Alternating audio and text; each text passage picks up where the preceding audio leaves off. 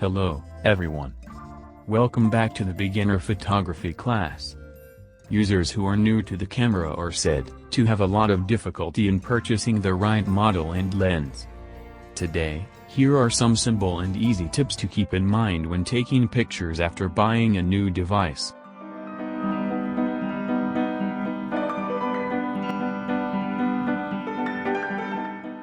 In general, when taking pictures, angles, and light, the body, and lens-specific composition and characteristics may differ. But the exposure of the photo can be adjusted with aperture and shutter speed.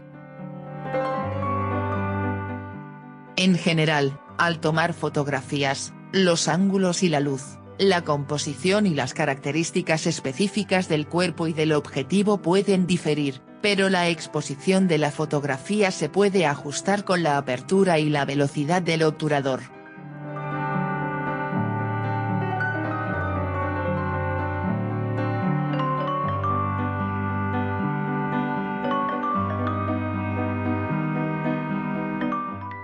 Seven tips for beginners by professional photographers.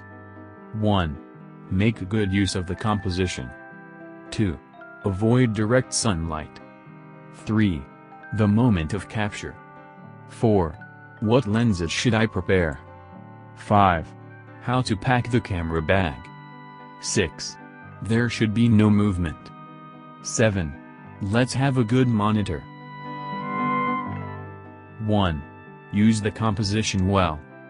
When taking a picture with the person in the center is not fun in normal composition. In the case of a diagonal composition or a person, divide the person into 3 sections and drive it to the left or right. And put a pretty background or point in the rest of the space. The most beautiful, aka the golden ratio of 1 to 1.618, is no exception. Usa bien la composición. Al tomar una foto con la persona en el centro no es divertido en una composición normal. En el caso de una composición en diagonal o una persona, divida a la persona en 3 secciones y muévala hacia la izquierda o hacia la derecha. Y ponga un bonito fondo o un punto en el resto del espacio. El más hermoso, también conocido como la proporción áurea de 1:1618, no es una excepción. The beauty of the white space is also important in photography. The composition varies greatly depending on the person, landscape, and close-ups. But even if you remember and pay attention to this, the picture becomes fun. 2. Avoid direct sunlight as much as possible.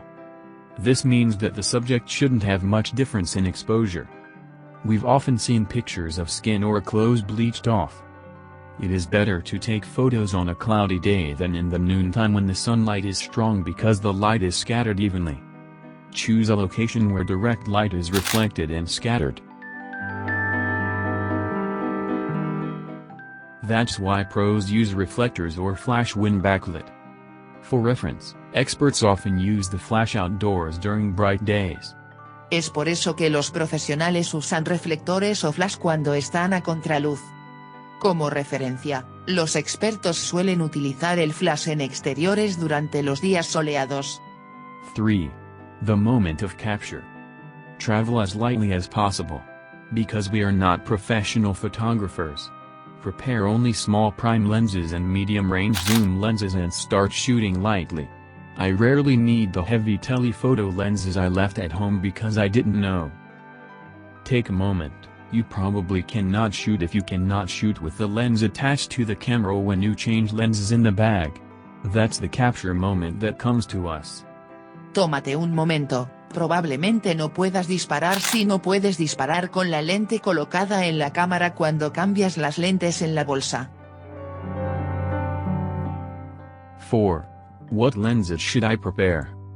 The moment you change the telephoto lens to the wide-angle lens, the moment you change the prime lens to the zoom lens, the moment you change the zoom lens to the prime lens, it means that the moment you have already seen has passed.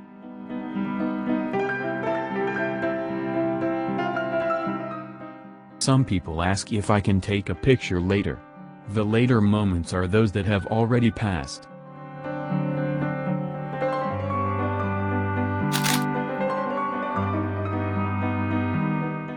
Five. How to pack the camera bag. When I go out to take pictures, I get useless worries. Do I need a telephoto lens? Do I need a wide-angle lens? As a result, the bag, the volume, and the weight become heavier, and we are faced with things that are closer to penance than the pleasure of traveling. Pack the bag as lightly as possible. 6. There should be no possible motion when pressing the shutter button. If possible, the subject should also remain still. If the subject moves slightly or the photographer's posture moves slightly, it is recommended to refocus. A tripod is required when taking photos of a depth such as landscape photography, or when shooting portraits or close-ups due to the low depth of field. It seems like a great way to check the LCD screen while taking a picture. But it can interfere with the flow of thoughts about the focus and composition of the shot. Sometimes when you come home and check the monitor, you can see a picture that is very different from the scene. 7. Let's have a good monitor. Experts recommend investing in monitors that display more accurate colors than camera equipment. I think the most important thing when taking pictures is the monitor. Anyway, taking pictures is ultimately about appreciating them.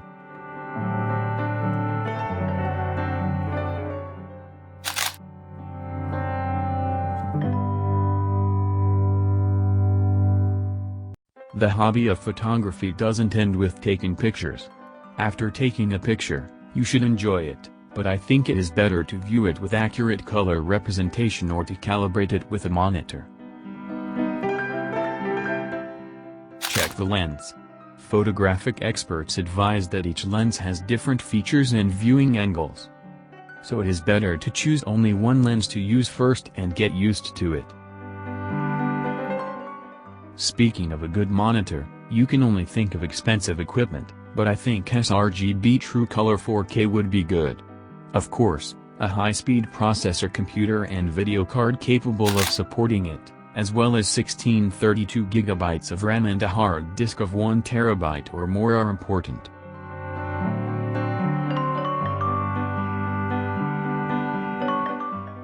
It's easier to learn about photography and cameras if you can attend community college photography group classes or college classes.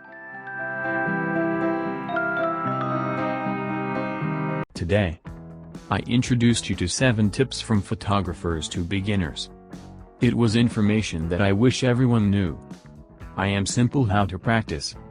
As easy as possible. But if you understand this, it seems that shooting on camera is not that difficult. In the next video, I will show you some more informative aspects of photography.